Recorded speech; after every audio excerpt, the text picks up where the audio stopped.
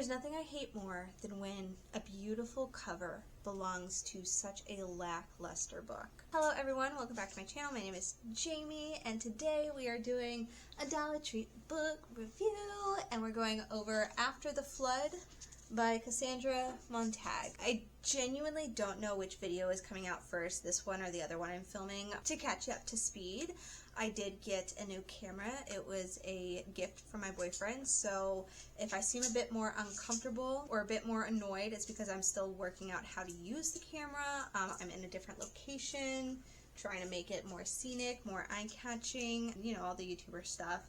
And I'm gonna go steal that thing from my cat. What are you chewing on, you little asshole? Ew! That's disgusting! So that's my housekeeping. Hopefully we'll just keep progressing when it comes to my editing skills and my camera quality. I still don't have a mic that goes with this camera, so I don't know how well my audio quality is gonna be. If it sucks, bear with me, I'm super sorry. Okay, here's my usual disclaimer that I'm going to be spoiling this book. If this book is something that you are interested in, if it's on your TBR, or you just don't like spoilers, feel free to click out of this video. I'm also going to be talking a little bit negatively about this book. If you're not into that, or it's a book that you really enjoy and don't want to hear any negative opinions about, feel free to click off the video. Okay, now, so After the Flood is a dystopian, futuristic, literary adventure novel. Like, those are the kind of descriptors I would say it has. So this world is set about a century from present day, when global warming has destroyed the earth and melted the ice caps, and so the sea level has risen so far that the continents of the, well, I was going to say the United States, but every continent is kind of underwater, and the only land masses that have survived are the mountaintops of, like, the Rockies, the Andes,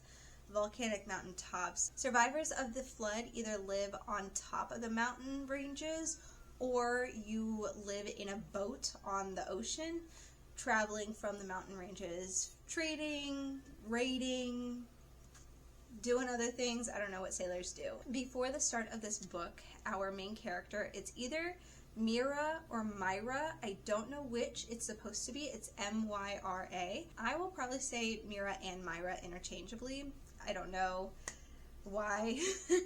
But at the start of the book, Mira's husband takes her, I think, 5-year-old daughter, kidnaps her and runs away, leaves Mira left for dead. Mira is pregnant with her second daughter at the time of this, and she has to survive in a very small boat with her young second daughter as she searches for her older daughter. Very quickly, Mira runs into a raider. The bad guys of this book are the raiders, who are basically just pirates. They form communities of aggressive people who take over the various communities on the mountain ranges in order to take the resources, force them to give them, I was going to say money, but like fish, food, linen, other resources. Wood is very important to these people. So this raider guy attacks Pearl, and while Mira is saving her daughter, he confirms that Ro is alive and living in something called the Valley, a community that was taken over by raiders, and is in Greenland. And at this point, she's somewhere in the Rockies, I think, which is a very far place to travel. Very obviously, Mira has a goal in mind. Now that she knows that Ro is alive, she has to find Ro. She has to save Ro. On her journey, she meets Daniel, who she saves from drowning. He's a navigator, and she's like, oh my god, we could really use a navigator to go up to the valley. And he's like, no, I don't want to go up to the valley. I've heard it's dangerous. Those are tough waters. Your boat will never make the journey, so I'm not even interested in that. And then he just changes his mind at some point and decides to go to the valley with her, but they actually end up going farther south first, down to the Andes, I think to trade and get more resources. Anyway, while they're traveling south to the Andes, they get shipwrecked and are saved by a bigger crew on a ship called Sedna, I believe. And this ship is captained by a guy named Abram, who just happens to know Mira by name. Apparently, if you are an honest trader, you get really well known within these small communities, and so they happened to know that she was a good fisherman and wanted to ask her to join their crew. and just happened to find her shipwrecked and asked her to join. Mira, Pearl, and Daniel end up joining the crew, at first just to get to a safe location, but then they end up joining the crew full on because Abram is trying to form like the perfect community. He wants it to be democratic. He wants to find people who work well together to form this like little government, and he wants to find the safest land mass in order to start this community. And Mira's like, oh, I've heard the valley is very safe. I've heard the valley in Greenland is very safe, knowing full well it's like a raider colony and that it's not safe, and it's also very dangerous to get there, but she's trying to deceive them. Anyway, it doesn't really end up working out for her. She tells them blatantly that she lied to them and that the valley wasn't safe at all. Tito, your mother is working. The disrespect. They're told that the Andes and further south in the Antarctic, there's no survivable communities anymore. Everything's super dangerous. It's all overrun by raiders, and so the only option that they have is to go to the valley, which is exactly what Myra wants. So it's revealed throughout the book that both Daniel and Abram have ties to a specific raider community called the Lily Black, or the Black Lily, no, Lily Black, that actually just happens to be hunting them. The big through line, like the emotional through line, is the fact that Mira is so focused on finding her lost daughter Ro that she dismisses Pearl outright, her second daughter who is there with her that still needs to be protected and still needs to be taken care of.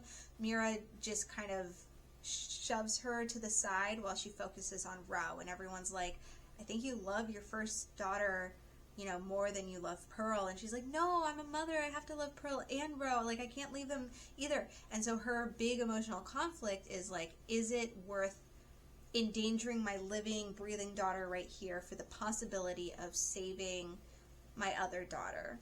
And that's what the big conflict is supposed to be. Throughout the story, they get attacked by raiders. Mira somehow comes out alive and ends up going to the valley. We all knew she was going to get there. She finds her ex-husband Jacob and finds out that, unfortunately, big spoiler, leave now if you don't want to hear it, she finds out that, unfortunately, her daughter Ro passed away literally 4 days before she got to the island. And that's just the end. I mean, it's supposed to be an end full of hope and despair. You know, she didn't get to save her daughter in time, but she learned that she still has to focus on her other daughter, and, you know, the chaotic apocalyptic world with the flood and the raiders, it's always going to be full of loss, but you've got to make communities where you stand, I guess. I don't really know. I didn't like this book. I rated it like, I think 1.75, 1.5 stars, because this is just not well structured. I realized more recently that I really enjoy breaking down and analyzing books, so I've got a bigger vocabulary about why specifically things don't work. I can't really explain why things work, but I do have some examples on why things and elements of this book did not work. And this book is almost like textbook examples of why things don't work, or like bad writing. I do want to put another disclaimer here. I don't have a master's degree in writing. I was not a creative writing major or anything like that, so I don't actually have an education in this.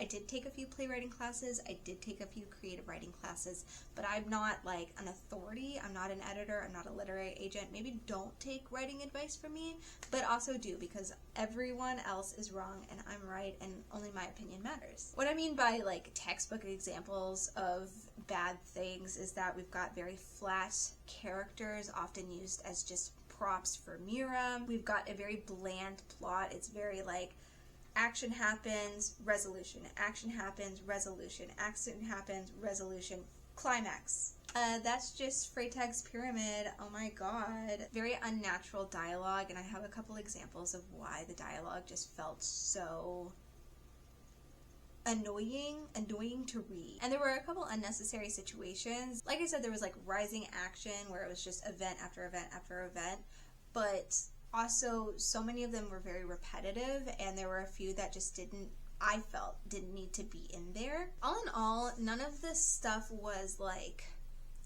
rant review worthy. Like, it didn't make me aggravated. It didn't make me, like, frustrated to read. It was just annoying. I've just gotten to a point where I'm so fed up with just bland, mediocre writing. So I wanted to talk about mediocrity. Anyway, let's talk about showing versus telling. If you've taken any kind of literature, writing, playwriting, analysis class, you've heard show versus tell. Show, don't tell. Show this, tell that, I guess. I don't know. I've always been confused by that, because when you're reading a book, you're being told everything because it's a narrator, and the narrator is writing down what's going on, even if it's action stuff. So, like, unless it's a movie, you can't really be shown things. The more I read bad books, the more I understand what show, don't tell is. The biggest example I saw in this book is Mira telling us that she doesn't trust people, but we are being shown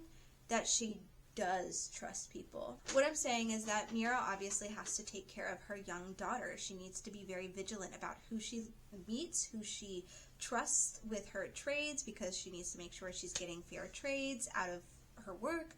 She needs to know who her daughter is talking to. She needs to know who has access to her stuff, her daughter's stuff, her life, daughter's life. I understand being a mother in an apocalyptic situation means you probably don't trust very often. And we're told that. But we're not shown that. Because immediately after meeting two strange men, Mira is trusting them with her life, with her daughter's life, with her secret journey, with her secrets, with her body. Previously, we are told of a situation where Pearl wants her to save somebody who's being attacked by raiders, and Mira doesn't save them. She just turns the other way. But at this point, Daniel's just one person floating on a raft, and so Pearl's like, you gotta save him, and Mira's like, fine, I'll fucking save him. We're close to the coast anyway. So she saves him, and within a day, within him just, waking up and talking to them and explaining what his deal is, Mira's letting us know that she doesn't usually trust, but, like, she just feels like he's trustworthy. And she lets him sleep on the boat with them. At one point, they're sleeping at night, and he, like, turns over and lays his arm across both Mira and Pearl, and she feels comfortable with that. She just met this man. This strange man. She asks him to go to the valley and is upset when he says no initially. Why does she trust him? She does not know this person. The same with Abram. Now, Abram saves their lives, so I kind of get trusting him a little bit more. You're obviously going to, grab the hand that's helping you. You know what I mean? But again, immediately after being introduced to Abram and the crew, she's like, I don't normally trust, but something about him just makes me want to believe his story and makes me want to believe he's doing all this for the better good. And the thing is, we find out that both of these guys were lying to her. They were both deceiving her, and they both had ties to dangerous raiders who endanger her life and her daughter's life. So she was not right to trust them. Based off of the writing, I don't believe that Mira has a hard time trusting people, because she trusts literally everyone she meets. Let's talk about world building. World building to me is a little bit like cinematic editing, in the sense that you're not really supposed to notice it. When you start to notice editing in a movie or a video, it's usually because it's messy. When you can tell that a sentence has been spliced together, it's not because the editor wants you to know it's been spliced. It's because it's messy, or they're bad at editing. The author of this book had a habit of introducing an interesting concept of world building and then immediately giving us context for that was unnecessary. A big one towards the beginning is when the big bad confirms that Ro is alive. Mira mentions breeding ships, which are kind of self-explanatory, because what else would they be? But then she immediately goes on to explain that breeding ships have become a thing in the raider communities, and they force girls as young as 13 to get on these breeding ships and have children and things like that. And it's like, yeah, I got that.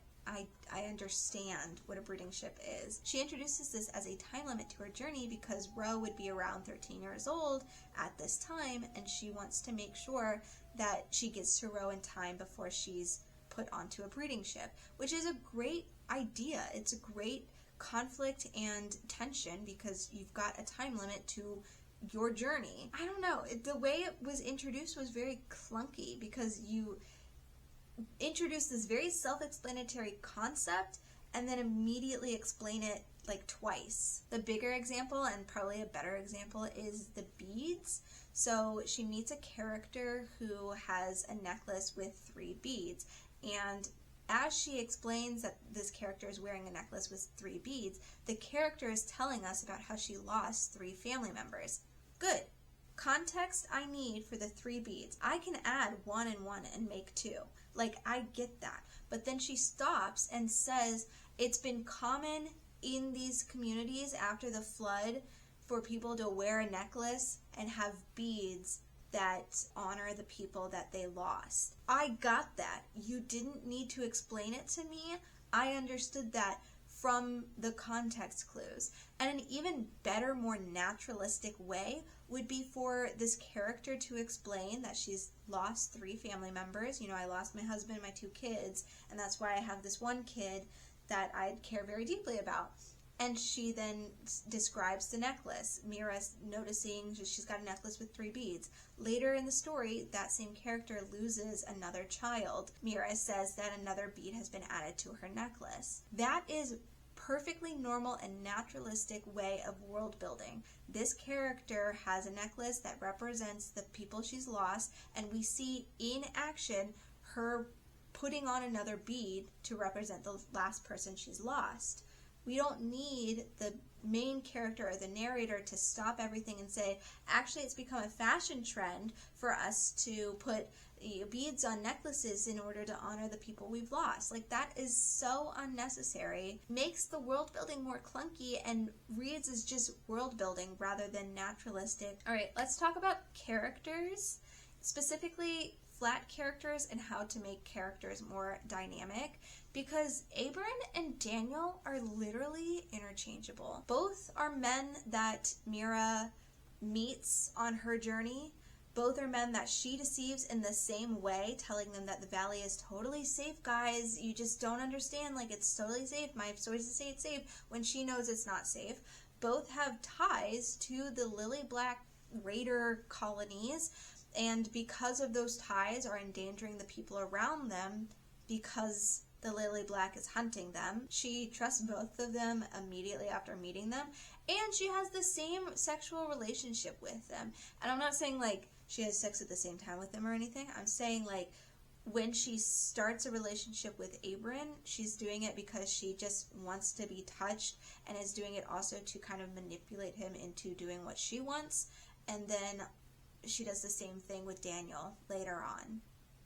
Although that one is implied to be a bit more romantic, or at least a bit more justified, because she's supposed to be with Daniel. But Daniel and Abram could literally be smushed together.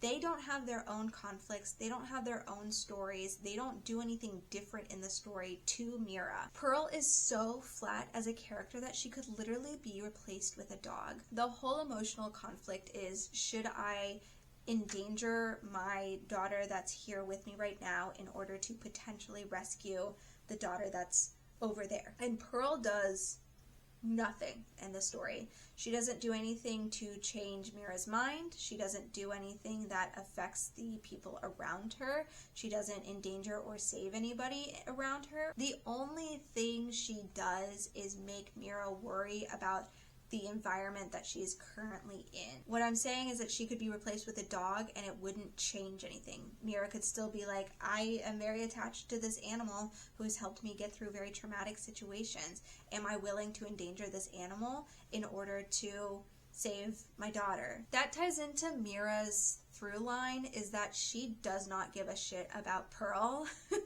Like, it doesn't really read as conflict. That whole emotional through line doesn't read as conflict because she doesn't care about Pearl. Every time Pearl says something along the lines of, hey, I'm in danger, or hey, I don't want to be left alone, or hey, you love my sister more than me. Mira just goes, no, I don't. No, I don't, Pearl. I love you just as much. Now get out of the way while I go rescue Ro. That is all she does.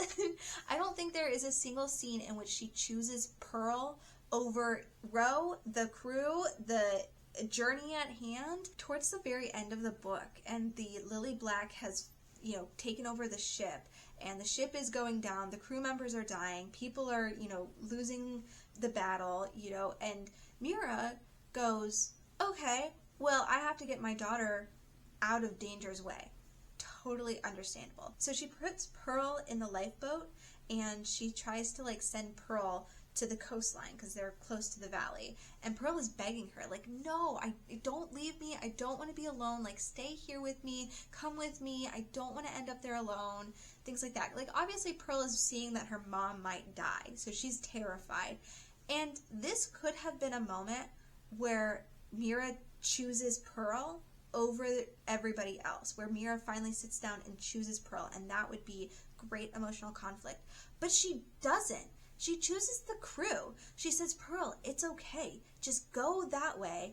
Go away from me. I've got to stick with the crew and save their lives, and I don't give a shit about you. Again, we're being told one thing, that Mira loves her daughter, but apparently she doesn't, because she never chooses Pearl over anything else. Let's talk about unnecessary events. Now this particular example is a little more personal to me, because as I've explained in other videos, I am terrified of dismemberment. I feel really bad about it because I know that for a lot of amputees, removing a limb, a digit, anything like that, literally saves their life.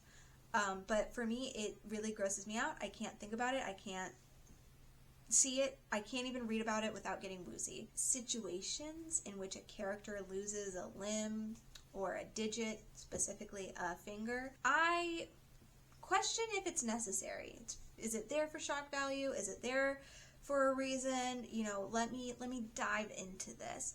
And I want to give a good example of dismemberment in a story and why it works versus this book. The reason I've talked about it before is Emily Wilde's Encyclopedia of Magic. Emily Wilde loses her ow, I slapped my own hand. Emily Wilde loses her finger. Now, earlier in the book, she touches a magical item, and throughout the book, it's foreshadowed that her finger has been enchanted. There's a shadow ring, and towards the end of the book, spoilers, oh my god, spoilers. Towards the end of the book, the enchantment finally takes hold of her, and it's her finger, the finger that has the shadow ring, that is leading her somewhere, and she can't stop it. She can't stop her movement. So she takes an axe that also has been foreshadowed and cuts off her finger in order to free herself from this enchantment. You cannot remove that scene or that action from the story without it losing all sense. That scene makes sense in the story and has agency in the story. Pearl's scene where she loses a finger does not. I don't understand why it's there. I don't understand what made the author put it in there. And again, it's a bit more personal. I'm a bit more sensitive to things like this because I just am afraid of this. Let me give context to the situation. Pearl gets a cut on her finger, and Mira is like, hey sweetie, let me know if that gets infected, because we're in the middle of the ocean with very limited resources. That could literally be a death warrant, right? And so Pearl points out to her mother that her finger is infected, and her mother is starting to worry. At the same time, actually a little bit before that happens, Mira finds out that the valley they're going to has been infected with the Black Plague. It's not funny. The people who run the colony were trying to, I don't know, control people. They put a body into the well, the body had the plague, and now people have been infected with the plague. And obviously being isolated from the plague for, hundreds of years, Mira and the rest of the crew do not have the immune system that could support surviving the Black Plague. And so she knows that if she takes these people to the Valley, it would basically be signing their death warrant. But she also just learned from Abram that he had stashed some like medical supplies, specifically antibiotics, back in his Raider days, and he knew where that location was. So he and Mira decide to go find these antibiotics so that they can take them in order to boost their immune system, so when they end up on the Valley, they won't die of the plague. Anyway, they go, they think that they've received it, but actually it's something else. Once they receive the medicine, before they find out that it's been replaced with something else, Mira goes to Pearl and tells her, hey, your finger, it won't hurt anymore. The infection, will be able to take care of it, which she has not mentioned at all previous to this scene. Anytime she's talked about the medicine, it has only been to keep them from succumbing to the plague. She has not talked about using the medicine for Pearl's finger whatsoever. Anyway, they find out that the medicine is not actually there. It's been replaced with seeds, and so Mira turns to Pearl and goes, we're gonna have to cut your finger off. I get actually why they would need to cut the finger off. It's because you don't want the infection to spread, to get sepsis, to have her die. I get it. It does save her. The whole medicine thing was never used to help Pearl's finger. It was always there to just keep them from dying of the plague when they get to the Valley. They could have removed that event of Pearl and her infected finger, and the medicine plot line would stay the exact same, because the fact that they were getting it was for the plague, and the fact that it's seeds still affects them because they could be harmed by the plague when they get to the Valley. Like, Pearl's finger didn't have to be in this.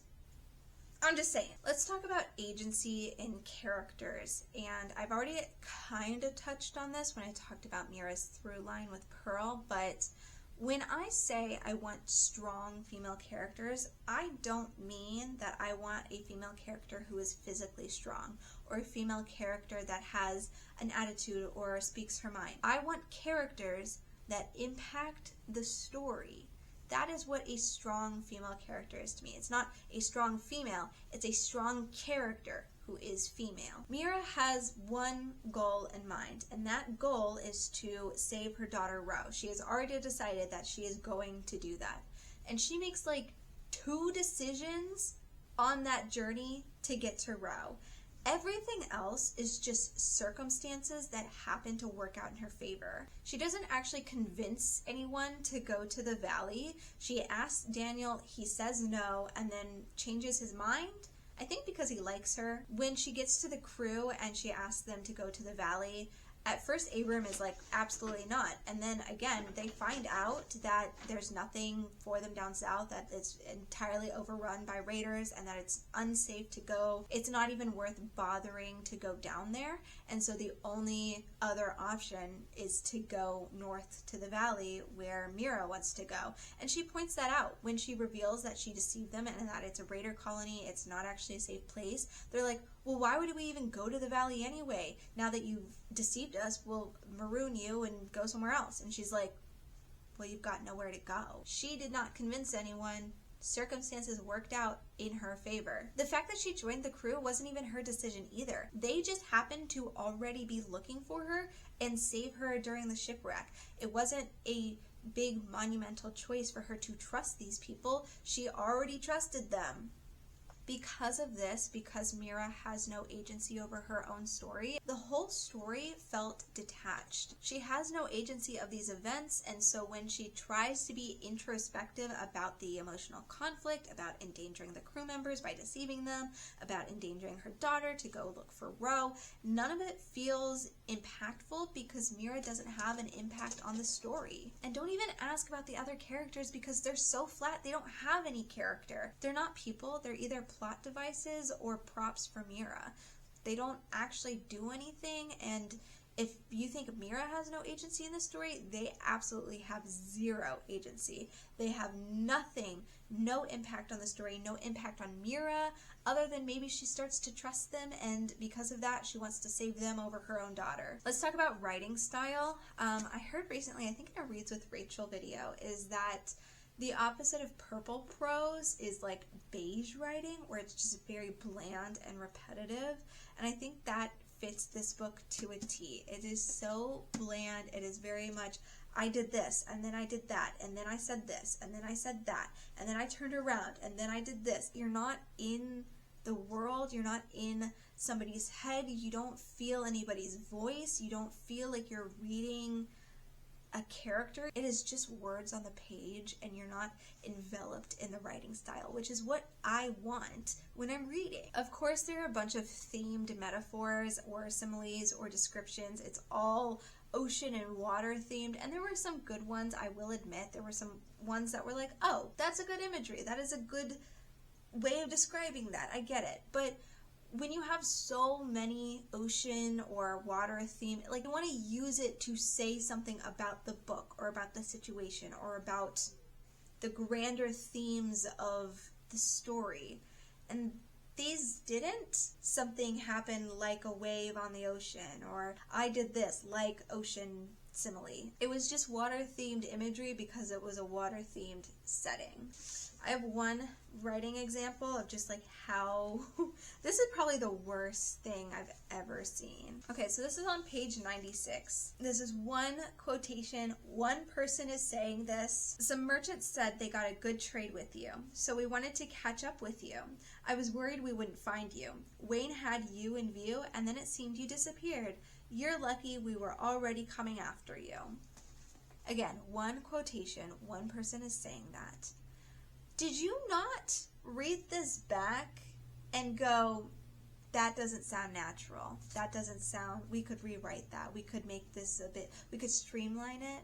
Because how could you read that and not realize how clunky it is? It's just not efficient writing. That is the worst example of like a myriad of other examples. So many of it was just repetitive. It would be the same word over and over again, or you would notice that it was the same phrasing throughout the whole page. It just didn't flow, which is weird because it's on the water, right? We're almost done.